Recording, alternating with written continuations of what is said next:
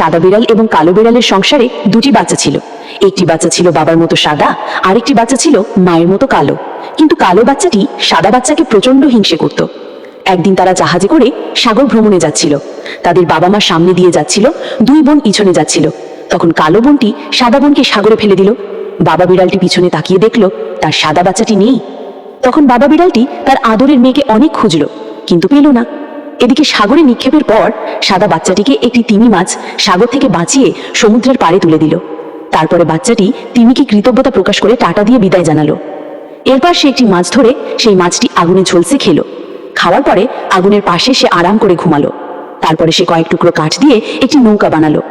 এরপরে বাড়ির দিকে রওনা হলো। কিন্তু সাগরে হঠাৎ অনেক ঝড় বৃষ্টি শুরু হলো। তখন সে অনেক ভয় পেল।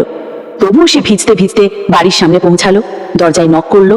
দরজায় নক করার সাথে সাথে তার বাবা বিড়ালটি দরজা খুলে নিজের মেয়েকে দেখে অনেক খুশি হলো।